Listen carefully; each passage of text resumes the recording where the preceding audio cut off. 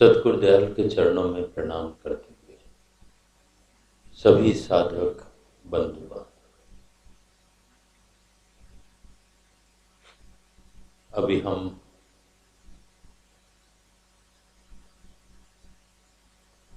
कुछ भजनों का श्रवण कर रहे थे। उन भजनों के अंदर भी भाव छिपा हुआ था, यथार्थ छिपा हुआ था और भविष्य भी छिपा हुआ था। जो जो ढूंढना चाहे वो छिपा हुआ था। कई बार जो भजन गाते हैं या जो लिखते हैं उनको भी नहीं पता होता है कि क्या लिख गया, और उसके अंदर बहुत सी चीजें छिपी होती हैं। लेकिन जो सत्संग निरंतर करते हैं और नित्य महापुरुषों के वचनों का, उपदेशों का श्रवण करते हैं, उनको किसी हद तक, किसी अंश तक कुछ बोध हो जाता है कि वास्तविकता क्या है। जो अनुभव से जुड़े होते हैं, अपनी साधना भी अनुभव साध्य रही है। ऐसे कई शब्दों का भजन के अंदर जिक्र आ गया। अग्रवाल साहब ने हम सबका श्रद्धापूर्ण ग्रंथ महाविज्ञान में से कुछ अंश लिया और उसमें बताया कि दीक्षा का पात्र कोई विशेष कोई नहीं होता, जीव मात्र उसका पात्र है। हम वर्तमान स्थिति में उसको देखते हैं कि ये पापी है, ये ऐसा है, वो वैसा है, और महाराज जी तो पर वही नहीं करते हैं, उसको भी दीक्षा दे देते हैं।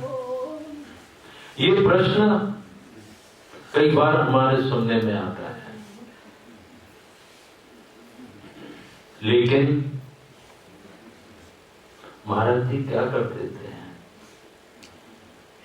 दीक्षा देने वाला कोई और, अपनाने वाला कोई और, वो अंदर के अंदर का हाल देखता है, सूक्ष्म दृष्टि से, सूक्ष्म स्थिति को और प्रारब्ध को। वो वर्तमान की स्थिति पे विचार नहीं होता। वहां हम बाहर की स्थिति देख करके विचार करते हैं, जबकि ये जिक्र आता है जन जन्मांतर का संबंध हुआ करता है। कौन कैसा है, कौन कैसा है नहीं, कौन पात्र है, को पात्र है। आज के समय में इसकी ज्ञाता बहुत हो गए हैं, और जो ज्ञाता है उसको ही अनुभूति समझ लेते हैं।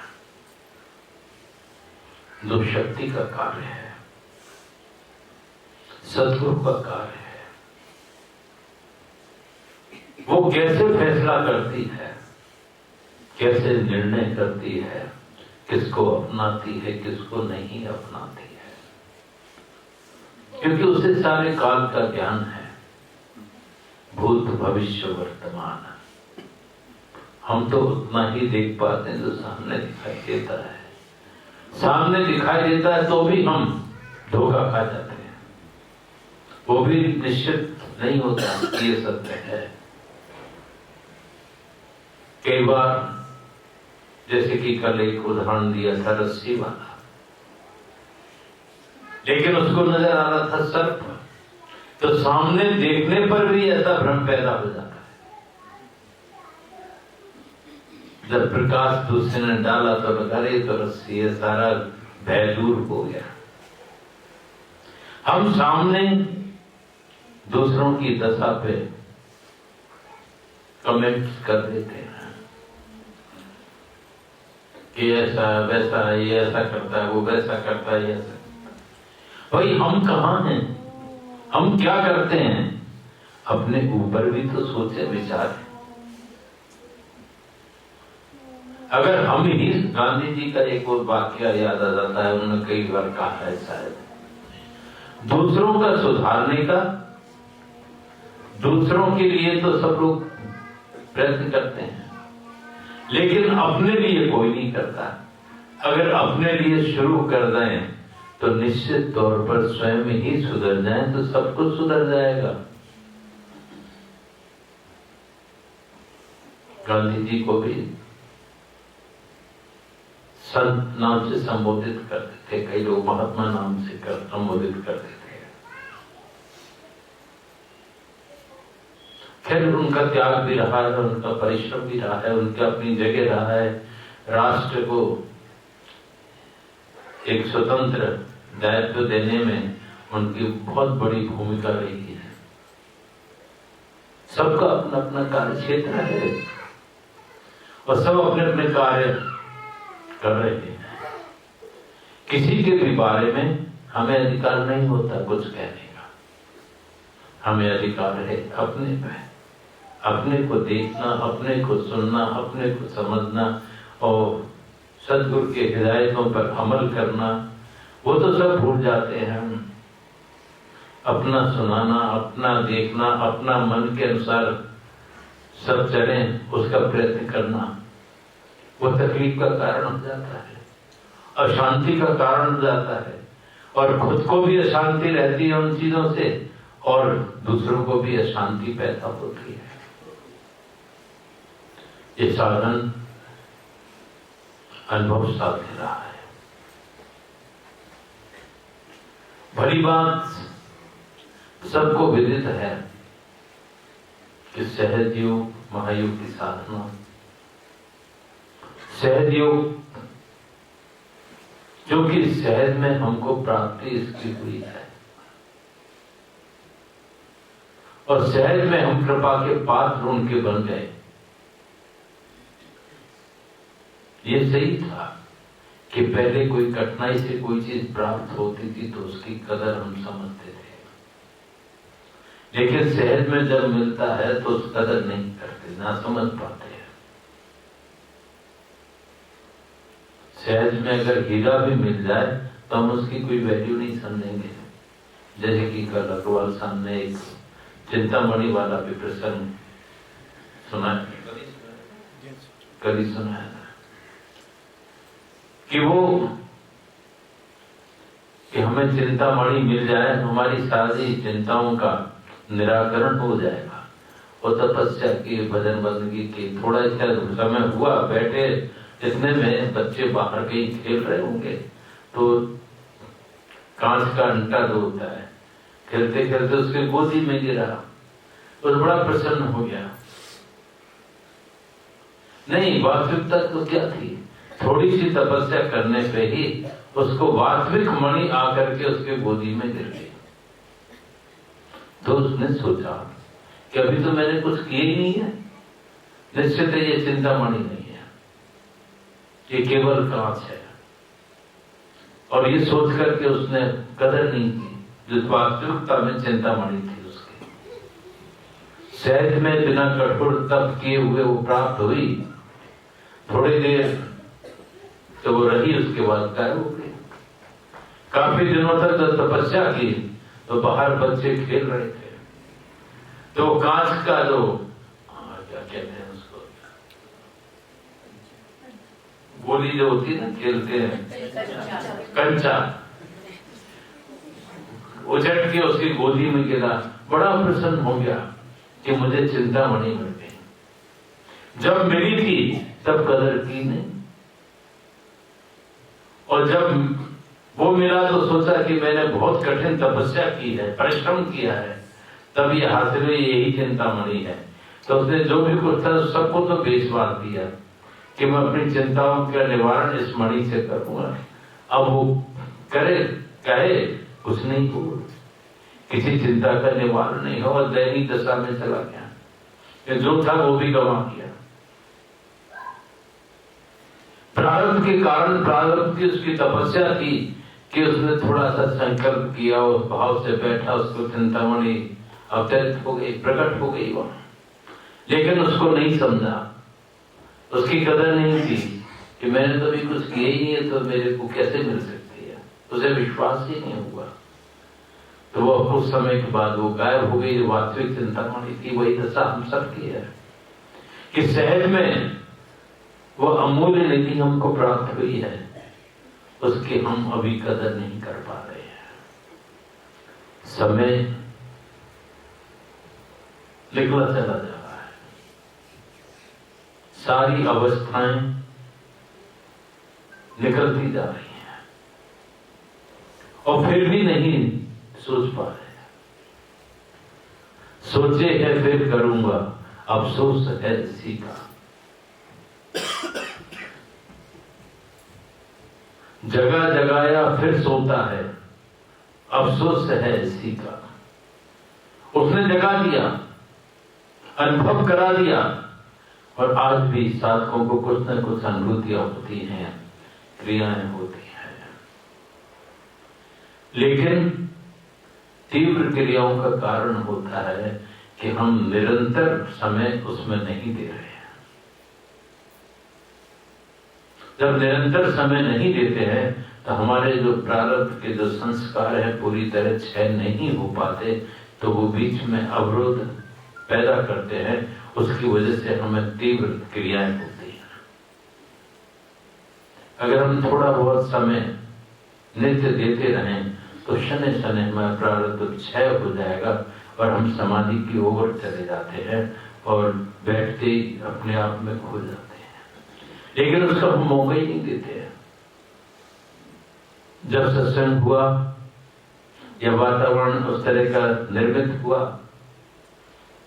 तो बस उस समय तो बहुत ठीक है तब, और उसके बाद वही कहावत है ना, नॉन तेल लकड़ी वाली, उसमें ऐसे फंस जाते हैं कि उसके याद ही नहीं आती है। अगर किसी की याद आती है दुनिया में भी, तो दूसरे को जिसके हम याद करते हैं उस पर इफेक्ट पड़ता है और उसको हिचकियां आनी शुरू हो जाती हैं, या यहाँ पे किसी को हिचकी आए तो समझते हैं कि कोई याद कर रहा है। सब लोग यही कहते हैं, लेकिन वो पता कैसे लगे, तो कुछ लोग कहते हैं ऐसा भी कि कुछ नाम लिए जाए और जिस नाम पे इसकी बंद हो जाए, समझ लो अमुक व्यक्ति हमको याद कर रहा है। ये दुनिया भी याद से इतना फर्क है उस परमात्मा की, उन सद्गुरु की, सर्वोपर सत्ता की। जब हम याद करेंगे तो हो सकता है उनको भी हिचकी आ जाए और वो भी सोचें कि हाँ अमुक भक्त हमको याद कर रहा है तो हमें देखने जाना है। लेकिन वो हम नहीं करते, उसी को याद नहीं करते, बाकी दुनिया की सारी चीजें याद करते हैं, सारे लोग याद करते हैं। अगर हमारी याद, और उसकी याद क्या है, सहज में सतगुरु ने कह दिया है, नाम का जाप नॉक करना है। जैसे कपूर साहब के यहाँ जाए, कपूर साहब अंदर हो तो इनका दरवाजा नॉक करेंगे, तो निश्चित है कि नाम से पुकारेंगे तो कपूर साहब होंगे तो आ जाएंगे बाहर। ईश्वर का दरवाजा खटखटाने का एक जरिया है, नॉक करने का एक जरिया है नाम, उस नाम से पुकारना है। फर्क इतना है, अंदर ही अंदर उसका जाप करना है और उनकी कृपा के लिए प्रार्थना करना है। निश्चित तौर पर कभी न कभी उनके कानों में भनक पड़ेगी और हमारा काम बन जाएगा। जिसको हम पुकारेंगे वही तो आएगा। आज हम स्थितियां देखते हैं, रोग को पुकारते हैं। अब किसी जो कार्यक्रम था उसमें अधिकतर हम जिक्र कर देते हैं, वो जो महाराज पहाड़गढ़ जो आए थे, तो वो क्या होता है, पोलो खेलते हैं, हाँ, हॉर्स राइडर भी रहे हैं और पायलट भी रहे। 50 तो फ्रैक्चर है उनके शरीर में और उसके बाद भी कैंसर भी है उसके बाद भी हिम्मत बरकरार है कि हमने खबर की और खुद गाड़ी ड्राइव करके दिल्ली से ग्वालियर पहुंच गए। तो ये हिम्मत, हौसला बुलंदी रखना है सदगुरु की कृपा प्राप्त करने के लिए कि हमें तो जाप करना है, चाहे विघ्न कितने भी आए। और एज 82 ईयर्स ओल्ड। हम छोटी छोटी उम्र में देखा जरा जरा से बच्चे, अरे रात भर हो गई, 2 घंटे हो गए, 3 घंटे हो गए, हमें सोना है, सोएंगे नहीं क्या, सिर में दर्द हो रहा है, पेट में दर्द हो रहा है, ये बहाने बनाना शुरू कर देते हैं। अगर सोचें कि कोई मानेगा नहीं तो ये कह दो तो ज्यादा अच्छा है। एक वास्तविकता में जिनको तकलीफ हो वो तो ठीक है, लेकिन हम छोटी छोटी चीजों के बहाने बना करके उस अमूल्य निधि से वंचित हो जाते हैं। ठीक है, दुनिया की व्यवस्थाओं में हम बचना चाहते हैं, उसके लिए सब ठीक है। वो तो चूंकि उसका कार्य है, उसने सौंपा है, वो तो शिकायत कर ही नहीं पाता। बहुत ज्यादा तक कोई तकलीफ हो तो बात अलग है, लेकिन हम निरंतर उसको कष्ट देते रहते हैं, ये सोचते ही नहीं है।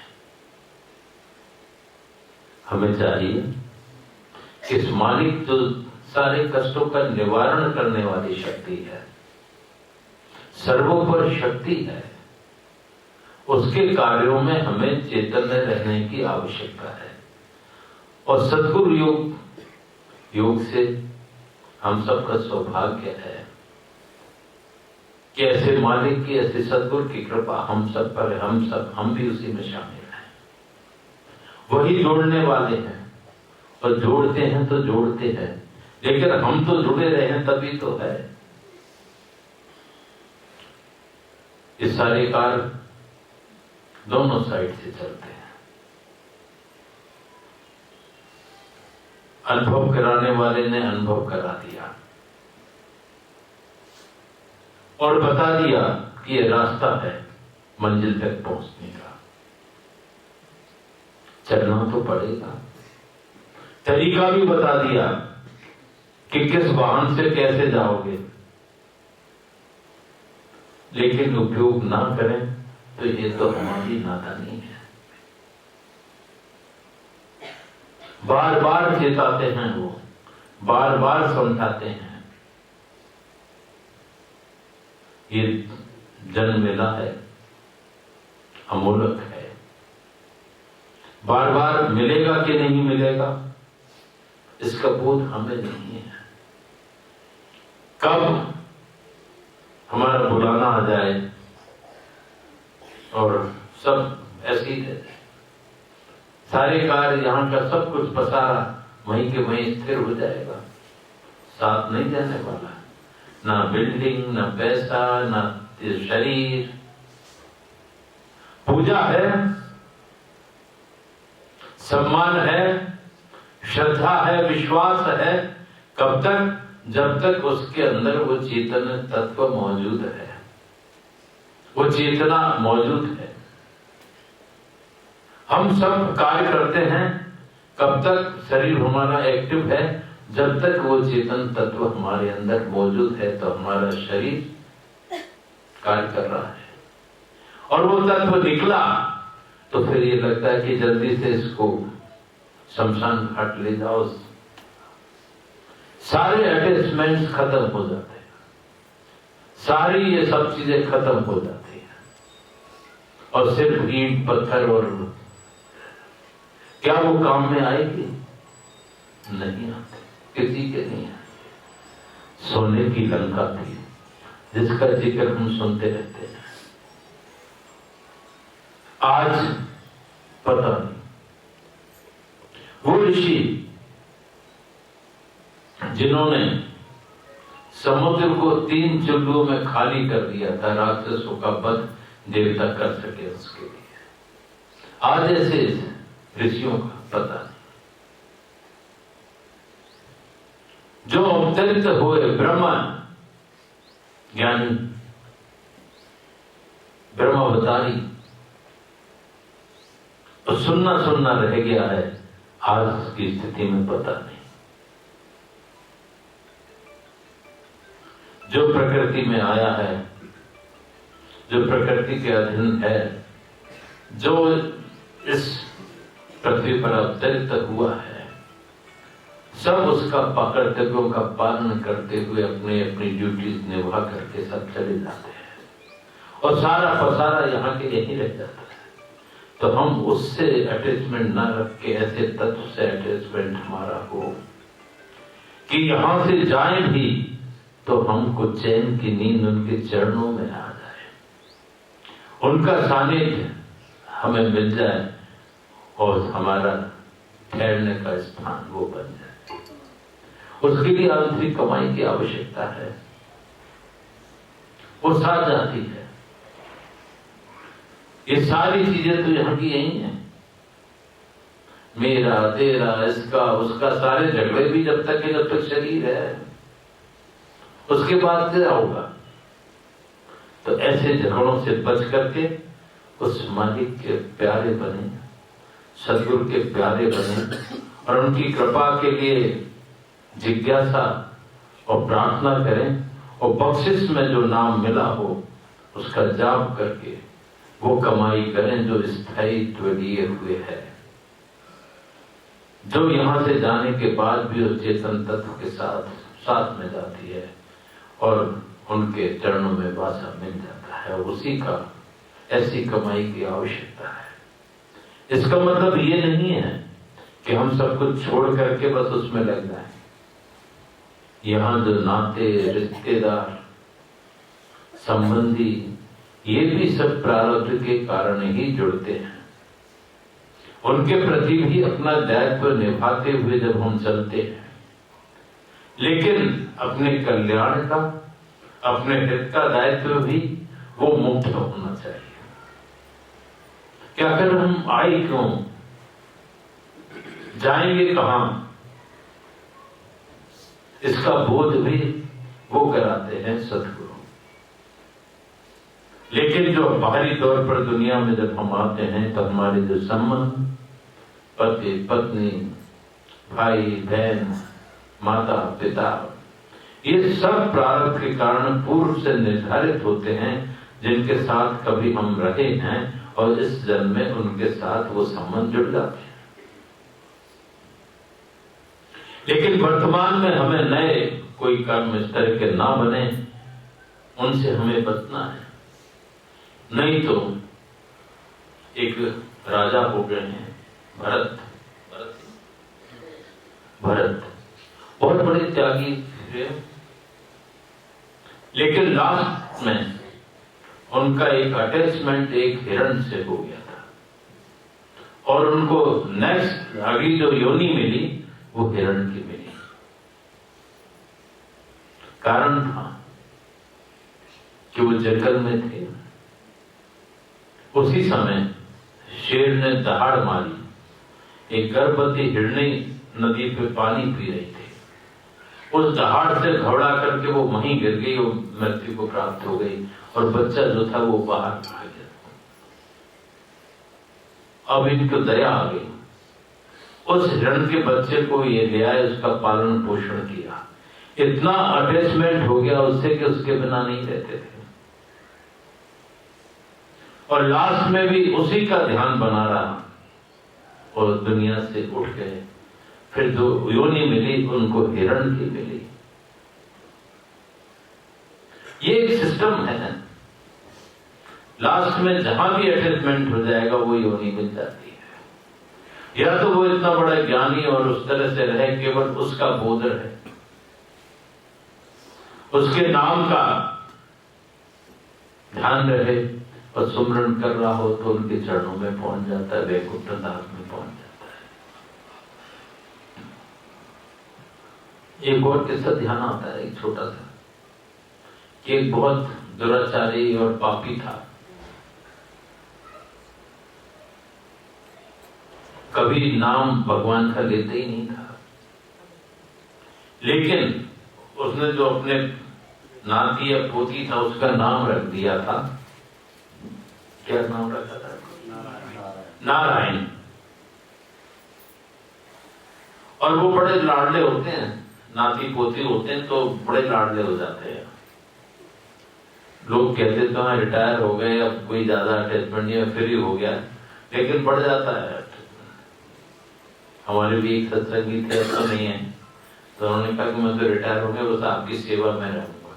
हमने कहा अभी रिटायर तो हो गए, अभी नाती पोती आपको ले जाएंगे। और वही हुआ, वो बच्चों की नाती पोती उनको इतना प्रेम हो गया कि वो फिर अपने खरीदने क्या वारिस, तो चलो वो भी अटैचमेंट है, ब्लड रिलेशन है। तो वो अपने नाती का नाम उन्होंने रख दिया नारायण। उससे बहुत, तो जब देखो तब उसको बुलाते रहते थे पापी, जो रचाए हर तरह से मतलब अवगुण भरे हुए थे। अब वो अंतिम समय आया, शैया पे पड़े हुए थे, जाने का वक्त आ गया। तो उनके मुंह से क्या निकल रहा था, नारायण नारायण नारायण, और चले गए। अब उनको मिला वैकुंठ धाम। अब वहां कुछ लोग थे कि इसको वैकुंठ धाम कैसे मिल गया, ये तो इतना अत्याचारी था। अब प्रश्न उठा, तो उसका उत्तर कहा कि आखिरी टाइम में इसने नारायण का जाप किया, इसलिए मिल गया। और कर तो वो अपनी नाती का रहा था, फिर भी उसने वो नारायण का नहीं किया, लेकिन नाम से ही उसका काम हो गया। जबकि उसको जाना था नरक में, सारे काम जीवन भर नरक के किए, लेकिन फिर तो कलयुग केवल नाम आधारा, सुमिर सुमिर नर हो जाए पारा। लेकिन हमको तो उसने प्रत्यक्ष में सब कुछ दिया है, और ढूंढ ढूंढ के दिया है, फिर भी हम वंचित हो जाते हैं, क्योंकि नहीं समझ पाते। इतने आवरण, इतने पर्दे हमारे मनाकाश पर पड़ गए हैं कि हम उस तरफ झांकी ही नहीं पाते, दिखाई ही नहीं दे पाता। जबकि हमें मालूम है कि ईश्वर सत्य है, वो सत्ता सत्य है, और सब कुछ उसका है, सब कुछ जानता है। कई लोग कह देते हैं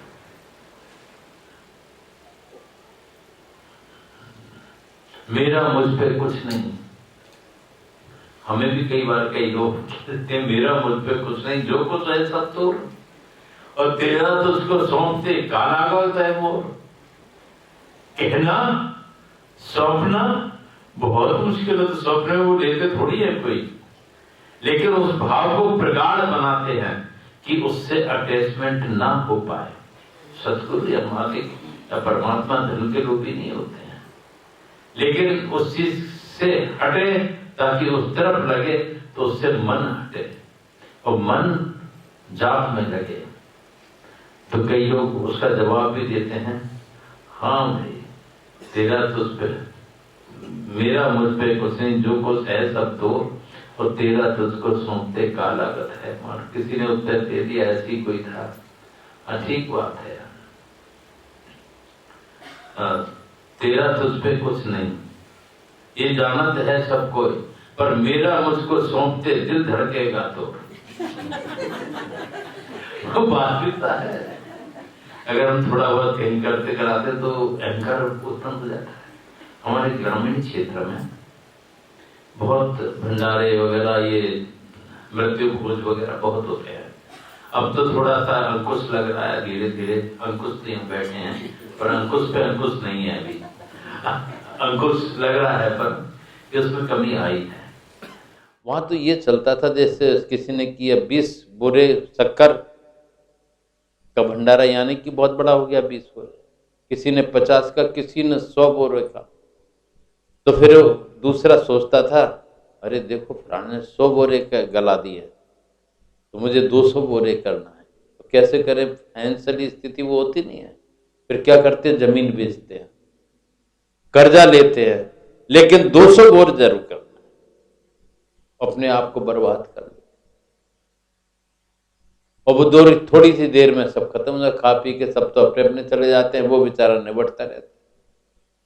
ये वृत्ति बड़ी नुकसानदायक है। तभी कहा जाता है जितनी चादर हो उतने ही पैर पसारना चाहिए, और इन सब की आवश्यकता नहीं होती। कि ऐसा ऐसा करना है। कंपटीशन की आवश्यकता नहीं है।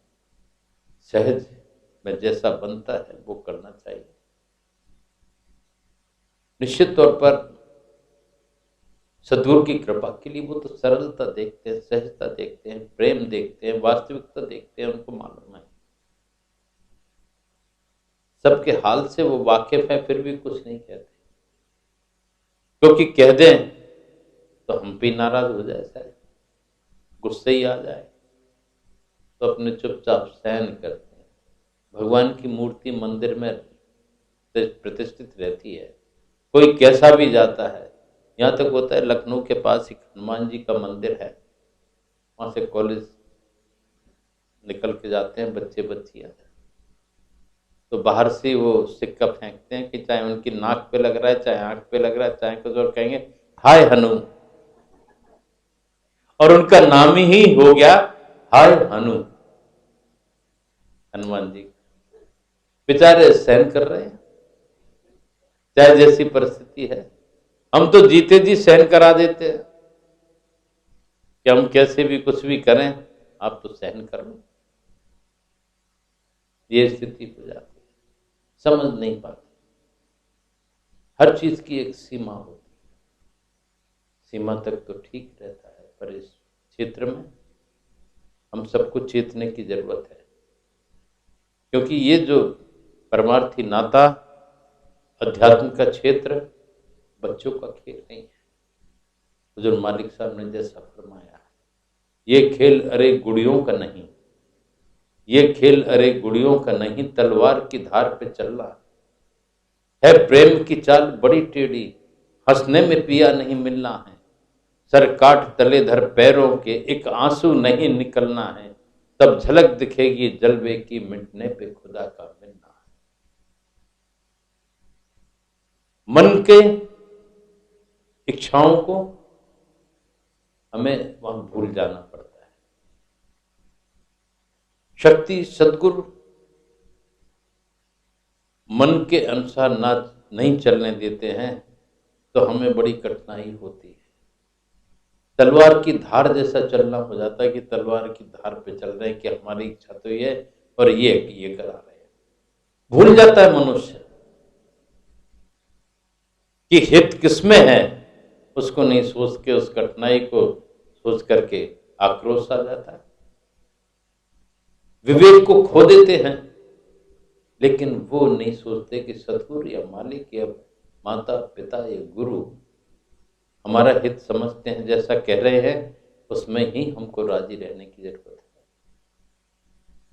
अगर ये सोच आ जाए तो हमारे अंदर शांति आ जाए, प्रेम आ जाए, ये आपा धापी सब दूर हो जाए और सहज तौर में अपने जीवन यापन भी हो जाए, बाहरी दुनिया भी समझ जाए, और परमार्थ तो उसकी कृपा से समझ ही जाएगा, क्योंकि अंदर से हम उसको भूल नहीं रहे। तो हम सबको वास्तविकता से अवगत हो जाना चाहिए, जो अंदर से उसको पकड़े, बाहर से अपने कर्तव्यों का पालन भी करे और बोध भी रहे कि वास्तविकता में वो जानी है, हम अनजानी है। जब जानी कुछ कहता है तो उसको महत्व दे, हम अनजानी हमको सहन करना,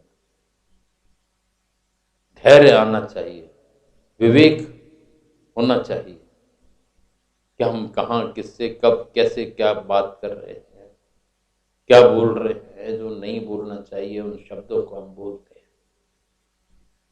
अपने ऊपर विचार करके, समझ के आगे बढ़ना चाहिए, ताकि उनकी कृपा तो चाहते हैं, पर हम जैसे चाहें वैसे चाहें, कृपा चाहें तो वो तो संभव होता नहीं।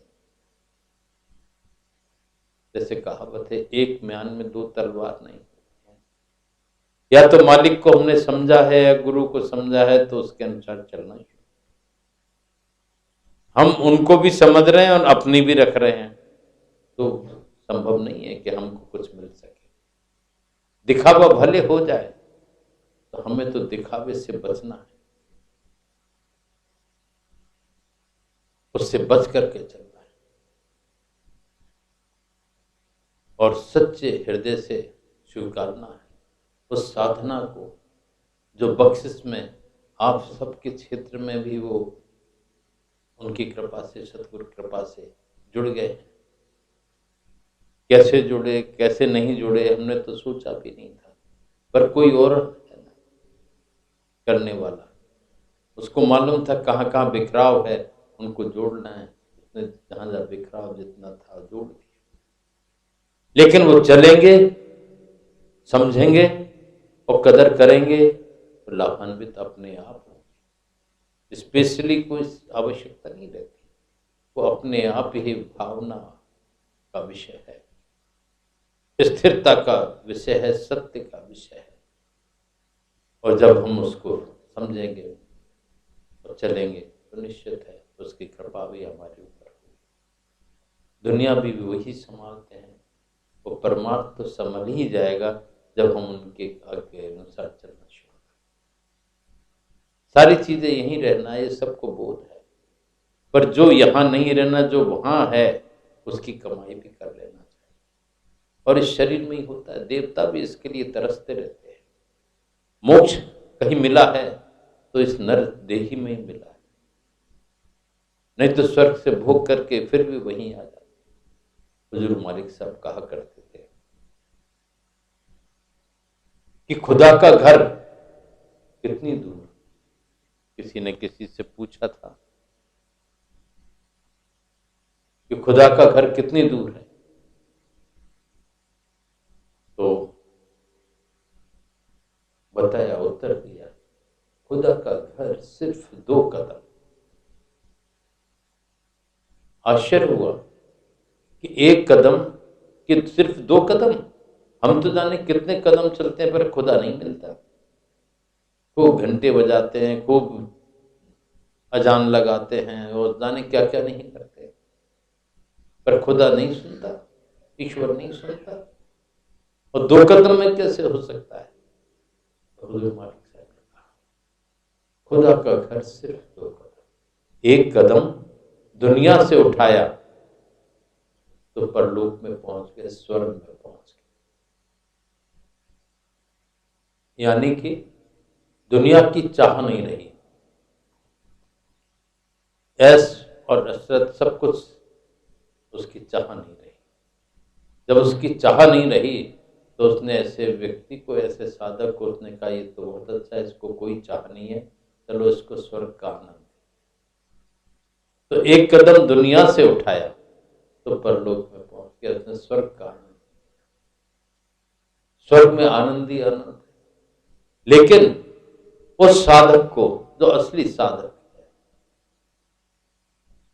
उसको स्वर्ग की भी चाह नहीं रही, उस आनंद की भी चाह नहीं। उसको भी उसने तिलांजलि कि मुझे ये भी नहीं चाहिए, मुझे तो चरण चाहिए, आपकी कृपा चाहिए। स्वर्ग को भी उसने छोड़ दिया। तो 1 कदम दुनिया से उठाया, परलोक पहुंचे। दूसरा कदम परलोक से उठाया, मौला के पास। ये सिर्फ 2 कदम। पर ऐसे साधक हों हमारे साथ तो इतनी चीजें बनी हुई हैं कि बहुत मुश्किल होता है।